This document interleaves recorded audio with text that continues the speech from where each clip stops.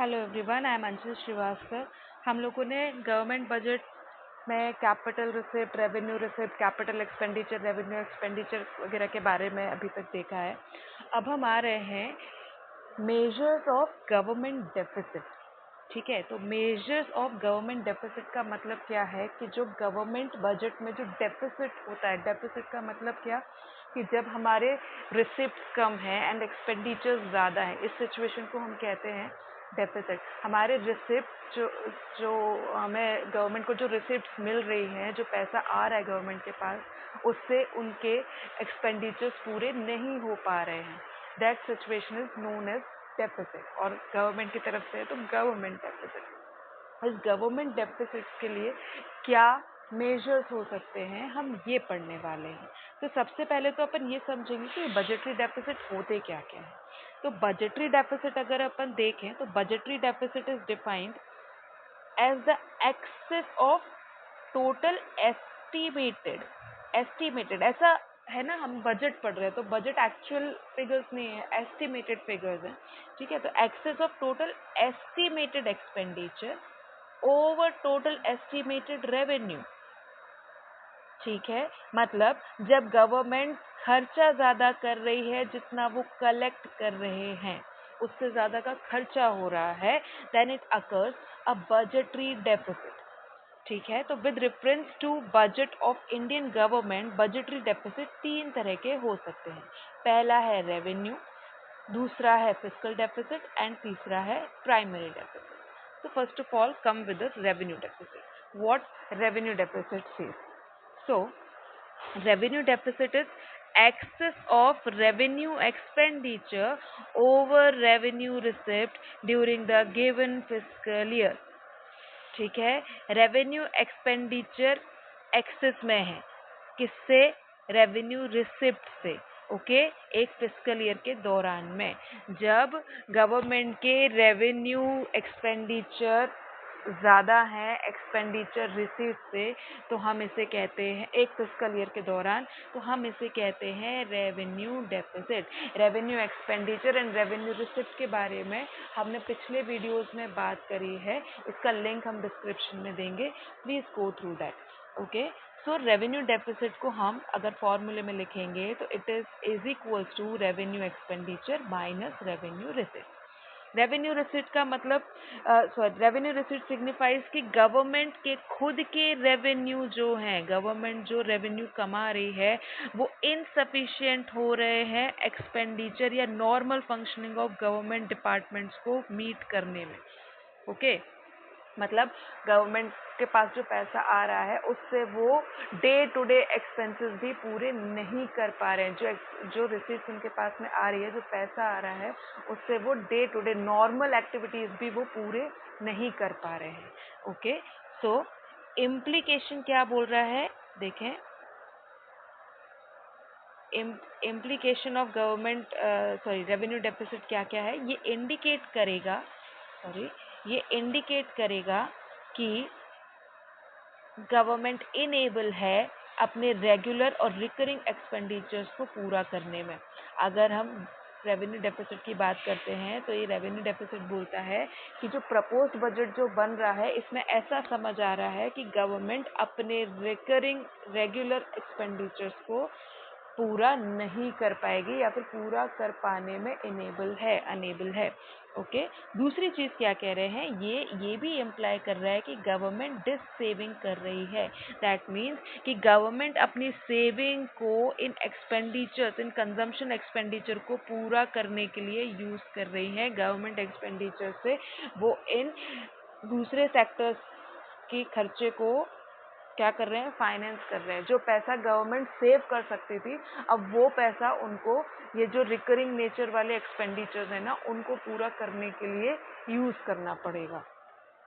तीसरा, ये भी एम्प्लाई करता है रेवेन्यू डेफिसिट कि गवर्नमेंट को अपने ये डेफिसिट कैपिटल रिसीट से पूरे करने पड़ सकते हैं। मतलब या तो वो बोरोइंग्स करेंगे या डिसइन्वेस्टमेंट करेंगे। इसका मतलब क्या हुआ कि ये छोटे मोटे एक्सपेंसेस को पूरा करने के लिए गवर्नमेंट को लोन लेना पड़ेगा।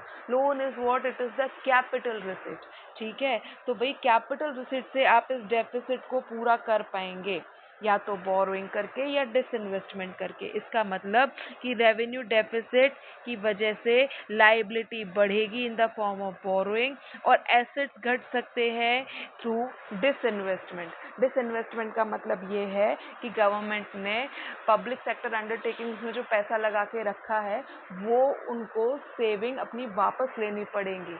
किस चीज़ के लिए? ताकि वो रेगुलर एक्सपेंडिचर्स को पूरा कर सके। या तो फिर वो बोरोइंग करेंगे। अगर बोरोइंग करेंगे तो लायबिलिटी बढ़ेगी और अगर अपनी सेविंग्स वापस लेंगे या फिर डिसइन्वेस्टमेंट करेंगे तो एसेट्स कम हो जाएंगे, है ना। तो दोनों ही केसेस आइडियल नहीं है। ठीक है, तो गवर्नमेंट अपने डेफिसिट इस तरीके से पूरे करेगी।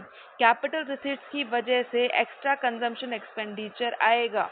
क्यों? क्योंकि जब आप लोन लेते हैं तो लोन को रीपे करना रहता है। लोन का सिर्फ आप लोन का अमाउंट रीपे नहीं करोगे, उसके ऊपर इंटरेस्ट भी आएगा। वो इंटरेस्ट आएगा तो रेवेन्यू एक्सपेंडिचर और बढ़ जाएगा, है ना। इसकी वजह से जब और दूसरी बात, जब गवर्नमेंट लोन ले रही है, बोरोइंग कर रही है, तो इकोनॉमी में मनी सप्लाई बढ़ेगा। मनी सप्लाई बढ़ेगा तो इन्फ्लेशन आएगा।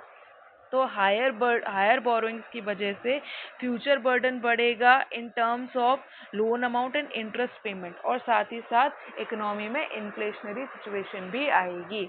अच्छा, फिर जो हाई रेवेन्यू डेफिसिट होता है वो एक वार्निंग सिग्नल है गवर्नमेंट के लिए कि भाई आपको अपने एक्सपेंडिचर्स को या तो कम करना पड़ेगा या फिर रेवेन्यू को बढ़ाने के बारे में कुछ ना कुछ सोचना पड़ेगा।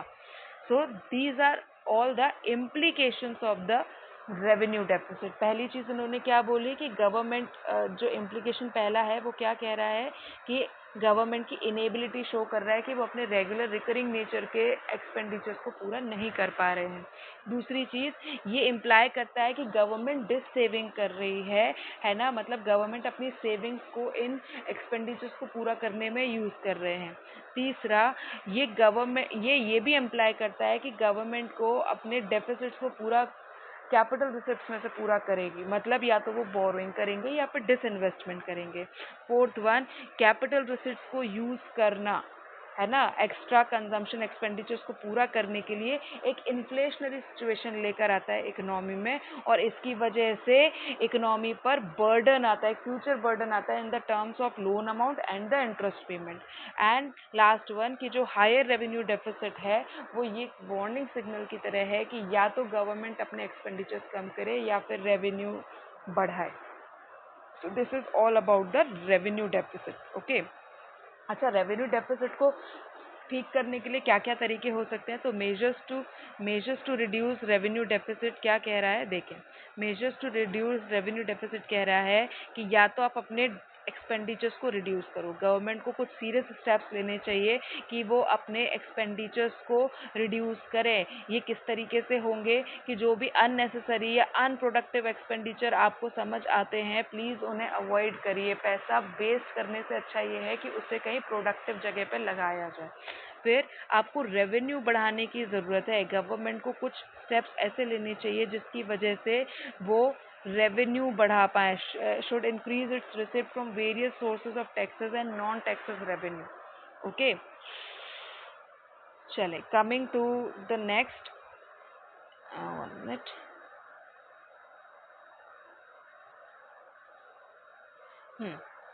अब हम बात कर रहे हैं फिस्कल डेफिसिट की। अभी हमने किसके बारे में बात करी? अभी हमने बात करी थी रेवेन्यू डेफिसिट की। अब हम आ रहे हैं फिस्कल डेफिसिट पर। फिस्कल डेफिसिट, फिस्कल को फाइनेंशियल भी कहते हैं। फिस्कल डेफिसिट का मतलब है, ये एक ज़्यादा कॉम्प्रिहेंसिव व्यू है बजटरी इम्बैलेंसेस का। ये हम यूज़ करते हैं as a budgetary tool for explaining and understanding the budgetary development in India. Fiscal deficit का मतलब है excess of total expenditure over total receipt. हमने वहाँ पे जब रेवेन्यू डेफिसिट की बात करी थी तो वहाँ पे सिर्फ revenue expenditure and revenue receipt थे। अब यहाँ पर हम जो बात कर रहे हैं वो है total expenditure and total receipt. Total receipt कैसे होंगे? जिसमें कि borrowings will not included. Okay, total receipt हमारे कैसे रहेंगे? जिसमें बोरोइंग्स इंक्लूड नहीं होगी। तो फिस्कल डेफिसिट का मतलब क्या हुआ? टोटल एक्सपेंडिचर ज़्यादा है, टोटल रिसीट्स कम है। और टोटल रिसीट्स भी कैसे? बोरोइंग्स के अलावा के रिसिप्ट। ठीक है, तो ये कब के बात है? During the given fiscal year. तो fiscal deficit is equals to total expenditure minus total receipt excluding borrowing. This is very very important. अच्छा, the extent of fiscal deficit, ये एक इंडिकेशन है कि how far the government is spending beyond its means, है ना? कि आपको यहाँ पर ये समझ में आता है कि आपको कितना बोरोइंग्स का रिक्वायरमेंट है। मतलब हमको यहाँ पर ये समझ में आ गया कि आप अपने लेवल से कितना ज़्यादा खर्चा कर रहे हैं, गवर्नमेंट के पास कितना है और उसमें से कितना ज़्यादा वो खर्चा आ रहा है। ठीक है, तो हमको इससे ये समझ में आएगा कि इतने खर्चे के लिए आपको क्या करना है, ये बोरोइंग्स की ज़रूरत है। जैसे कि इसका एक एग्जाम्पल लेते हैं। जैसे देखें, हम मान के चलते हैं कि हमारे पास टोटल एक्सपेंडिचर्स हैं 10 लाख के। ठीक है, और जो टोटल रिसिप्ट्स हैं वो है 13 लाख के। ओके, और जो बोरोइंग्स हैं हमारे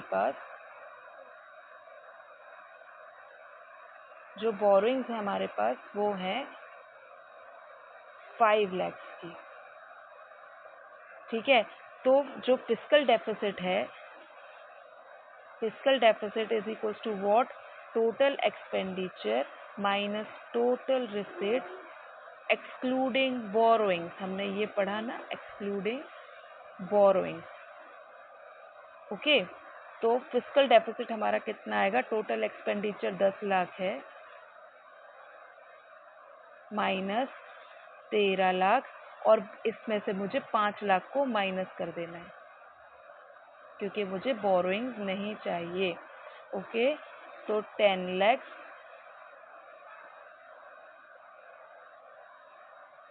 माइनस, इसको हमने माइनस किया तो मेरे पास बचा 8 लाख। ठीक है, तो मेरा जो फिस्कल डेफिसिट है that will B 2 lakh. That means कि मुझे 2 लाख की बोरोइंग रिक्वायरमेंट है। सरकार को जितना वो खर्चा कर रही है उसमें 2 लाख रुपए एडिशनल आ रहे हैं अगर हमने बोरोइंग्स को हटा दिया तो। So this is the way how you find fiscal deficit. इसको एक बार फिर देखते हैं। फिस्कल डेफिसिट क्या बताता है? The extent of fiscal deficit, ये एक इंडिकेशन है that how far the government is spending beyond its means. मतलब कितना वो ज़्यादा खर्चा कर रही है, 2 लाख रुपए का खर्चा ज़्यादा कर रहे हैं। ओके, तो इम्प्लीकेशन ऑफ फिस्कल डेफिसिट क्या कह रहा है? देखें, इम्प्लीकेशन ऑफ फिस्कल डेफिसिट बता रहा है सबसे पहली चीज डेब्ट ट्रैप। क्या बता रहे हैं?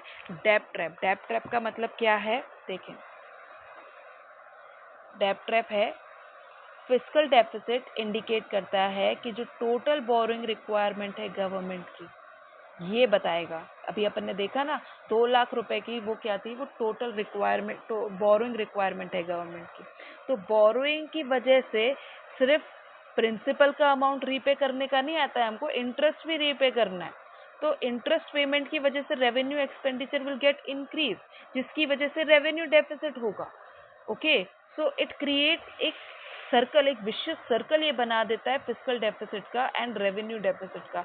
आपको फिस्कल डेफिसिट से आपको पता चलेगा कि बोरोइंग रिक्वायरमेंट इतनी है, आप बोरो करोगे, बोरो करने के साथ साथ इंटरेस्ट का पेमेंट भी ऐड होगा, जिसकी वजह से रेवेन्यू एक्सपेंडिचर बढ़ेगा। रेवेन्यू एक्सपेंडिचर बढ़ेगा, that automatically leads to the increase of revenue deficit. Okay, तो जब government wherein government takes more loan to repay the earlier loan, वो अब एक लोन को पूरा करने के लिए दूसरा लोन लेंगे, तो इसकी वजह से क्या होगा? कंट्री एक डेब्ट ट्रैप में फंस जाएगी। ओके, कोई डाउट है तो प्लीज इसमें बताइएगा कमेंट सेक्शन में। सेकंड है इन्फ्लेशन। गवर्नमेंट जो है ज़्यादातर पैसे कहाँ से बोरो करेगी? आरबीआई से। वो फिस्कल डेफिसिट को मीट करने के लिए। तो आरबीआई क्या करेगा, नई करेंसी प्रिंट करेगा इस डेफिसिट रिक्वायरमेंट को पूरा करने के लिए, जिसकी वजह से इकोनॉमी में मनी सप्लाई बढ़ेगा, और मनी सप्लाई बढ़ेगा तो इन्फ्लेशनरी प्रेशर बढ़ेगा।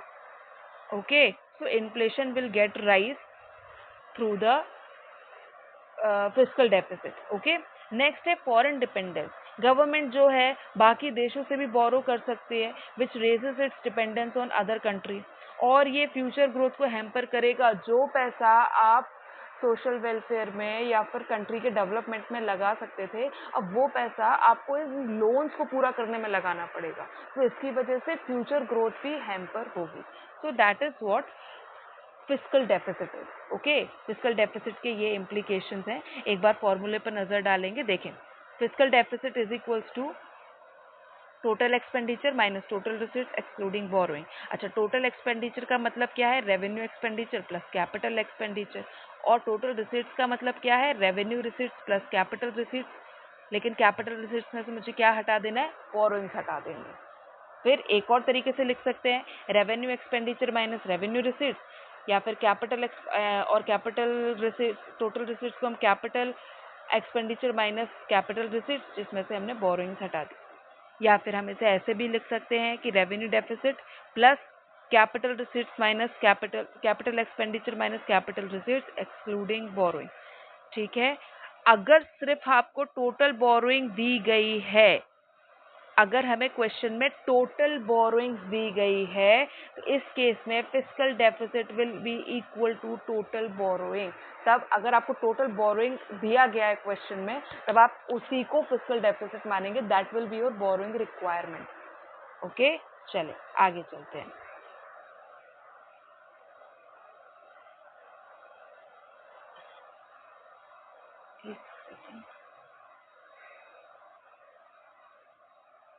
चले, तो फिस्कल डेफिसिट और रेवेन्यू डेफिसिट का डिफरेंस देख लेते हैं।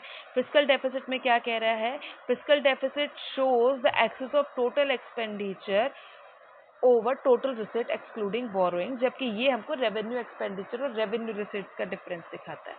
इंडिकेटर फिस्कल डेफिसिट क्या बोलता है कि ये बोरोइंग रिक्वायरमेंट बताता है, और ये बताता है कि भाई गवर्नमेंट जो है अपने रेगुलर एक्सपेंसेस को पूरा नहीं कर पा रही है रेवेन्यू रिसीट्स के थ्रू। सॉरी, फिर इसके बाद में sources of financing fiscal deficit. Fiscal deficit को फाइनेंस करने के लिए क्या क्या सोर्सेज है हमारे पास, तो पहली चीज तो आपके पास क्या है, बोरोइंग। आप बोरोइंग करोगे, वही अभी हम पढ़ रहे थे कि फिस्कल डेफिसिट है तो भाई बोरोइंग करो। हमको ये समझ में आ रहा है कि इतना एक्स्ट्रा खर्चा आ रहा है, तो इस एक्स्ट्रा खर्चे के लिए हम क्या करने वाले, बोरोइंग्स करने वाले।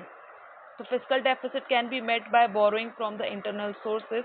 आप ये बोरोइंग्स कहाँ कहाँ से कर सकते हैं, पब्लिक या फिर कमर्शियल बैंक एक्सेट्रा से। एक्सटर्नल सोर्सेज में आप फॉरेन गवर्नमेंट, इंटरनेशनल ऑर्गेनाइजेशन से भी लोन ले सकते हैं। या फिर हम क्या करें, डेफिसिट फाइनेंसिंग। तो डेफिसिट फाइनेंसिंग में क्या आएगा, printing of new currency. Deficit financing हम कब बोलेंगे, जब गवर्नमेंट आरबीआई से बोरो करती है पैसा। जब आरबीआई से पैसा बोरो किया जाता है तो आरबीआई नई करेंसी इशू करती है। तो जब नई करेंसी इशू होके आप फिस्कल डेफिसिट निकालते हैं, फिस्कल डेफिसिट का मेजर लेते हैं, तो उसे हम क्या कहते हैं, डेफिसिट फाइनेंसिंग। अदरवाइज आप कहीं और से अगर बोरोइंग करते हैं तो वो बोरोइंग भी है। Okay, so these are the sources of financing fiscal deficit. आगे चलते हैं, तो अब हमारे पास आ रहा है primary deficit. Primary deficit is what difference between fiscal deficit of the current year and interest payment on the previous borrowing. अब हम यहाँ पर क्या देख रहे हैं, हम यहाँ पर ये देख रहे हैं कि इंटरेस्ट पेमेंट के अलावा और कौन से खर्चे हैं जो गवर्नमेंट कर रही है। ठीक है ना, यहाँ पर आप इंटरेस्ट पेमेंट को हटा रहे हो कि इंटरेस्ट पेमेंट के अलावा कोई अगर ऐसे खर्चे हैं जिसके लिए आपको बोरोइंग्स करनी पड़ सकती है। देखें, क्योंकि इंटरेस्ट पेमेंट तो हो ही रहा है, इंटरेस्ट पेमेंट के अलावा और कौन से खर्चे जिनके लिए बोरोइंग्स लगेंगी। देखें, primary deficit refers to difference between fiscal deficit of the current year and interest payment on the previous borrowing. That means primary deficit is equals to fiscal deficit minus interest payment. Total borrowing requirement of the government में include रहेगा interest commitment, जब अपन ने fiscal deficit निकाला था। ठीक है, primary deficit ये दिखाता है, reflects the extent to which such interest commitment had compelled the government to borrow in the current period. कि इंटरेस्ट कमिटमेंट की वजह से गवर्नमेंट को मजबूरी में कितना लोन लेना पड़ रहा है, that will be implicated by primary deficit. Okay, तो इम्प्लीकेशन ऑफ प्राइमरी डेफिसिट क्या बताता है? It indicates how much of the government borrowings are going to meet expenses other than the interest payment. क्या कह रहे हैं? How much of the government borrowings are going to meet expenses other than the interest payment. किस तरीके, कितना government borrowings लगेगा expenses को meet करने के लिए। कैसे एक्सपेंसेस? इंटरेस्ट पेमेंट के अलावा के एक्सपेंसेस। ओके, जो डिफरेंस है between the fiscal deficit and primary deficit, वो क्या शो करेगा? Amount of interest payment on the borrowings made in past.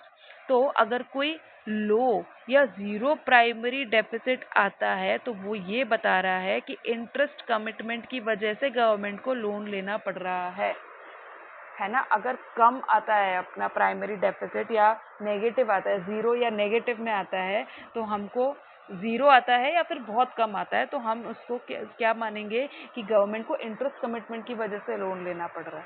यहाँ पर कोई सोशल वेलफेयर नहीं हो रहा, आपका जितना खर्चा हो रहा है वो इंटरेस्ट पेमेंट में हो रहा है। तो प्राइमरी डेफिसिट जो है वो हमारे फिस्कल डेफिसिट का रूट कॉज हो जाता है। ठीक है, इंटरेस्ट पेमेंट को हम interest payment have considerably increased in the recent year. Higher interest payment on past borrowing have greatly increased the fiscal deficit. है ना, इस फिस्कल डेफिसिट को रिड्यूस करने के लिए इंटरेस्ट पेमेंट को रिड्यूस करना जरूरी है। ये कैसे होगा? आप जितनी जल्दी आपके लोन का निपटारा कर देंगे ना, ये फिस्कल डेफिसिट अपने आप कम होने लगेगा। ओके, चले डिफरेंस देखते हैं, difference between primary and fiscal deficit. तो भाई प्राइमरी डेफिसिट आपको क्या दिखा रहा है? Fiscal deficit and interest payment का डिफरेंस, जबकि फिस्कल डेफिसिट आपको total expenditure over total receipt excluding borrowing दिखाता है। फिर प्राइमरी डेफिसिट इंडिकेट करता है कि total borrowing requirement of the government जिसमें इंटरेस्ट इंक्लूड नहीं होगा, और फिस्कल डेफिसिट आपको बोरोइंग रिक्वायरमेंट दिखाता है इंक्लूडिंग इंटरेस्ट। ओके, फॉर्मूला हमारे पास आपको पता ही है, प्राइमरी डेफिसिट का फॉर्मूला है fiscal deficit minus interest payment, and fiscal deficit का फॉर्मूला है fiscal deficit is equal to total expenditure minus total receipt excluding borrowing. चले, यहाँ पर आकर हमारा ये चैप्टर खत्म होता है। अब हम एक बार ये देख लेते हैं कि ये क्वेश्चन क्या दिया हुआ है, जो एक एग्जाम्पल हमें है। देखें, हमको रेवेन्यू रिसीट्स दिया हुआ है। कैपिटल रिसीट्स में आपको रिकवरी ऑफ लोन है, अदर रिसीट्स है, बोरोइंग एंड अदर लाइबिलिटीज हैं, तो टोटल मिला के कैपिटल रिसीट्स आपका ये हो रहा है। टोटल रिसीट्स ये है, revenue receipt plus capital receipts is equal to total receipt. Total expenditure आपको अलग से दिया हुआ है sorry, total expenditure revenue account पर इतना है, कैपिटल अकाउंट पर इतना है, और जो टोटल है एक्सपेंडिचर वो ये है। चले, अब इन्होंने बोला है सबसे पहले रेवेन्यू डेफिसिट फाइंड आउट करने के लिए। तो रेवेन्यू डेफिसिट का फॉर्मूला क्या है मेरे पास? Revenue expenditure minus revenue receipt. तो रेवेन्यू एक्सपेंडिचर ये रहा और रेवेन्यू रिसिट ये रहा, इन दोनों को जब हमने माइनस किया तो मुझे जो मिला वो क्या है? Revenue deficit. Okay, now fiscal deficit. तो fiscal deficit is equals to total expenditure minus total receipt excluding borrowing. ठीक है तो टोटल एक्सपेंडिचर मुझे दिया हुआ है, ये रहा मेरा टोटल एक्सपेंडिचर, है ना, और टोटल रिसिट ये रहा। ठीक है, तो टोटल एक्सपेंडिचर भी है, टोटल रिसिट्स भी है, लेकिन ये दोनों तो बराबर है ना। टोटल रिसिट्स में से अभी बोरोइंग्स माइनस होंगे। ओके, तो बोरोइंग्स मुझे कितना दिया हुआ है? ये रहा 7,03,999, 7,03,999। ओके, तो यहाँ पर ये आया, देखें टोटल एक्सपेंडिचर ये रहा, सॉरी, टोटल एक्सपेंडिचर ये रहा, टोटल रिसीट्स भी हमारे पास ये है। ठीक है, और इसके बाद में जो आपका ये बोरोइंग ये आ रहा है ना, देखो बोरोइंग रिक्वायरमेंट आ गई है हमारी ये वाली। ठीक है, अब है हमारे पास प्राइमरी डेफिसिट। तो primary deficit is fiscal deficit minus interest payment. तो फिस्कल डेफिसिट ये रहा, अभी हमने निकाला है, और इंटरेस्ट पेमेंट हमको यहाँ पे दिया होगा। देखें, इंटरेस्ट पेमेंट है 6 लाख, हाँ ये रहा 6,65,061 crores। ओके, सो मैंने इंटरेस्ट इसमें से माइनस करा, तो मेरे पास जो ये अमाउंट आया, ये क्या है, प्राइमरी डेफिसिट। मतलब इतना पैसा आपको क्या करना है, इंटरेस्ट के अलावा के लिए आपको इतना पैसा एक्सक्लूड, अगर हम इंटरेस्ट को एक्सक्लूड करें तो इतना पैसा बोरो करने की ज़रूरत है। ओके, और इंटरेस्ट को इंक्लूड करेंगे तो इतना पैसा बोरो करने की ज़रूरत है। So this is all about government budget. एक और हम इसकी क्लास करेंगे जिसमें जितने भी अनसॉल्व हैं बुक्स के वो हम सॉल्व करेंगे, जितना हो पाएगा उतना करेंगे। और next class please stay tune, हम जल्दी ही बिजनेस स्टडीज़ की क्लास भी लेकर आने वाले हैं। तो बिजनेस स्टडीज़ की क्लास भी आपको कल या परसों तक उसका भी वीडियो मिल जाएगा। Thank you and stay tune, follow for more classes. Thank you.